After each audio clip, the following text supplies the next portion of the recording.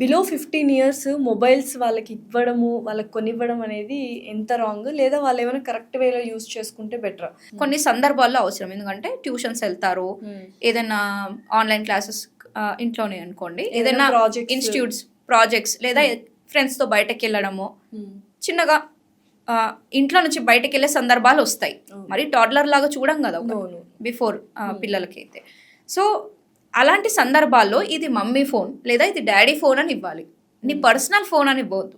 Okay, personal అన్నప్పుడే అర్థం చేసుకోండి, వాళ్ళు ఏమైనా చేసుకోవచ్చు అనేది మీనింగ్ వస్తుంది. ఇది మమ్మీ ఫోను డాడీ ఫోను అన్నప్పుడు చాలా లిమిట్గా యూజ్ చేస్తారు. ఎవరితోనో చాటింగ్ చేసినప్పుడు కూడా లిమిట్లో ఉంటారు వాళ్ళు. ఎప్పుడు కూడా వాళ్ళు మన కంట్రోల్లో ఉన్నారని వాళ్ళ ఫీలింగ్ కలిగించొద్దు.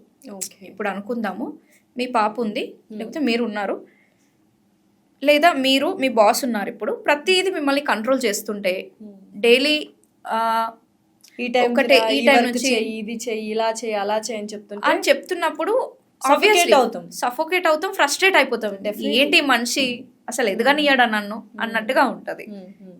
ఓకే, నువ్వు ఇందులోనే చేయాలి, ఇదే పని చేయాలి, నీకు ఇన్సెంటివ్స్ లేవు, సండే కూడా వచ్చి పని చేయాలి అని అంటే ఫ్రస్ట్రేట్ అయిపోతాం. అదే లాస్యా ఏదైతే నీ టాలెంట్ ఉందో నీకు ఎలా ఎక్స్ప్లోర్ చేయాలనిపిస్తే అలా చేసేయి. ఐఎమ్ దేర్ ఫర్ యూ, నీకు ఏ సపోర్ట్ కావాలన్నా నేను ఉన్నాను అని అంటే ఎంత ఫ్రీగా మీరు ఎదుగుతారు. ఫ్రీ మైండ్ ఉంటుంది, ఫ్రీ మైండ్ థాట్స్ వస్తాయి, క్రియేటివ్గా డెవలప్ అవుతాము. సే యాజ్ అ పేరెంట్గా మీరు కూడా అంతే. కంట్రోల్ అనేది వాళ్ళ చేతిలోనే ఉండాలి, ఎవరు కంట్రోల్లో ఉండాలనుకోరు.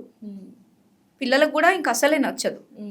మీరు వద్దు వద్దు వద్దు అని ఎంత కంట్రోల్ చేస్తే అంత వాడికి కావాలనిపిస్తుంది. Then teach what good and bad, then you decide అని చెప్పాలి.